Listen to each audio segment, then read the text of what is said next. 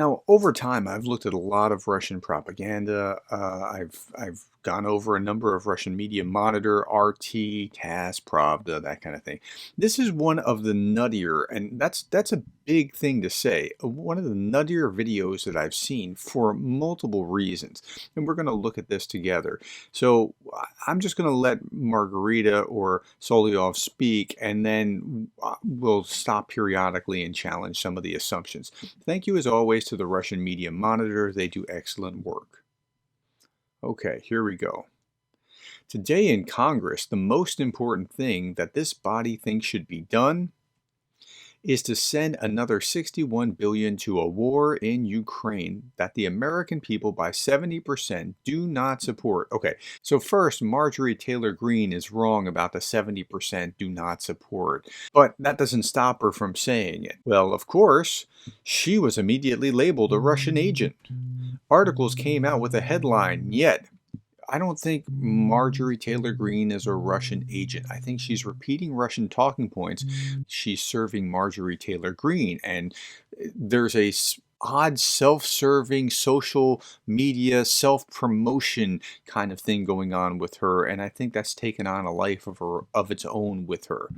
Okay, articles came out with the headline, yet Marjorie Taylor Greene, as you've just shown, is a beauty. She is one of a few members of the U.S. Congress who is trying to look like a person. In an old-fashioned sense of the word, she's a blonde who wears white coats with a fur collar. She is demonstratively heterosexual. What do you think Wikipedia says about her? Who is Marjorie Taylor Greene? She is a conspiracy theorist.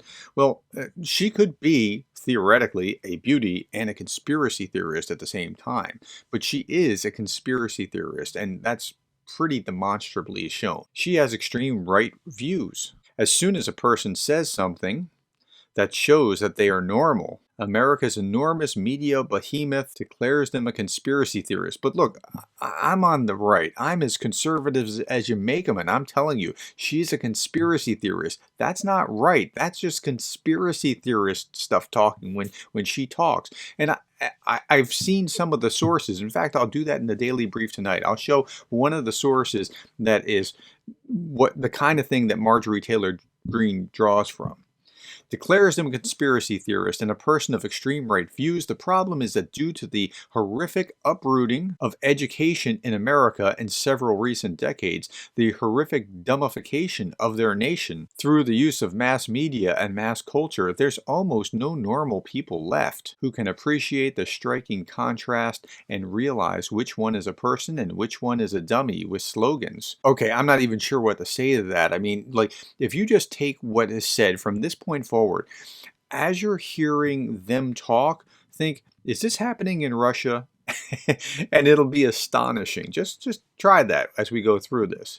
We are the only ones who can end this war when we decide to do so, when our goals will be accomplished to the extent that we find to be satisfactory. Naive things I am regularly hearing from my friends, from the people that I know. Hold on, look at their congressional battles. They will stop their aid. All of this will stop. They will never stop it. They do not have a single reason to stop it. This is the epicenter of American Protestant ethics, which said, this is our land. But the Indians were already living here. Wait a minute. So she's talking about Americans and Indians. I get that. We can talk about that later. What is Russia doing right now to Ukrainians, saying this is our land, when Ukrainians are already living there? And they're saying, no, this is part of us. There's no such thing as Ukraine. Like, what America might have done years ago is being put to the fore, when actually what should be in the fore is what's happening right now in Ukraine. We are already living there. They're so full of themselves. Again, stop. Who's so full of themselves? They're full of seeing themselves as exceptional. Who is full of seeing themselves as exceptional? As the Americans? Don't Russians think kind of like Russia's important, everything else is kind of lame, right? Okay, during 2 centuries, these ethics have spread to the entire world. This was our land, but someone else is living here. Again, listen as if the Russians are, this applies to them. The Russians, the Chinese, what are they doing here? This is our land. These are our rules. We are in charge of all of it. We are ruling over all of it. We have a right to these wars. Wait a minute. What you are doing right now in your neighbor, no, in your neighbors, plural, in Ukraine, in Moldova, in Georgia, like, I don't even know how to express how weirdly hypocritical this is, and they can't see it. Okay, we have a right to all these wars. As any Protestant, they're obliged to make money. That's actually not a fair reading of how the Protestant work ethic works. Protestant work ethic goes back to Weber, Max Weber, who basically, it's not we're obliged to make money, but if you're doing good and serving God and doing these things, you're doing things that naturally lead to that. That's how it's, but she doesn't understand that. Okay, this includes making money off of wars. They include us in this psychology of theirs. What we have to do is resist. To them, we are also a colony in their colonialism. She's seriously making a case here that the U.S. is trying to colonize Russia. While Russia is legitimately, actually, in fact, trying to colonize Ukraine and take over. They always attach their countries to themselves, those that they considered third world countries. To them, we also became a third world country. Then Putin came and we started to gradually shed those traits, those outfits of the third world. We changed into normal suits. We started to look differently. They can't stand it. No.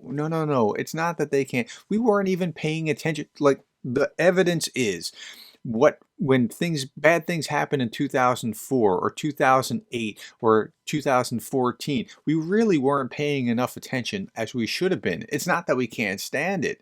It's that we just woke up and realized, oh, you know what Russia's doing is really bad. We have to do something about this. It's not this narrative at all that they can't stand it. They won't be able to, and they will not stop. The question is, what should we do? We should continue to develop as we always have. No. What does develop as we always have mean? We should expand. Should they expand? They are the imperialists, calling America the imperialist. That's really what's going on here. We should expand. We should gradually incorporate others. Listen to her own words. Not to conquer, but to be friends. Well, I'm pretty sure that Ukraine doesn't see you in a friendly kind of way. Although, it was funny. I saw something on Twitter when the bomber shot down the other day. The Russians so badly did not want to say that it was shot down by the Ukrainians that they said it was friendly fire. And there was a comment that said, friendly fire, that's interesting. I didn't know the Ukrainians and Russians were friends. Okay, so to be friends and pursue our interests, except you don't pursue your interests, mutual interests together by bombing cities like Chasiv Yar into oblivion. Like, that's not how it's done. So, okay. A convention of Moldovan oppositioners is currently taking place in Moscow. These are healthy Moldovan opposition forces. We should support them. Wait a minute. This is precisely the problem, and she can't see it. She's thinking, oh yeah, this is good. This is a great thing. You know, you're grabbing territory that doesn't belong to you and then supporting this, and right, you're the colonizer. These forces also exist in other countries. We should support them too. We have only one way out. Either we remain the kind of Russia that our great history and culture demand, which means that you're a colonizer who's imperialist and trying to grab this land from other countries, when you're blaming America for trying to colonize you in some weird way that I don't quite understand. Otherwise, we will turn into smallpox-infested Indians. The spider will keep sucking us dry like a fly until this fly croaks. Okay, now, I want you to understand, she really means this. So that's it. Tell me what you think. To my mind, this is a level of projection that would make Freud himself blush.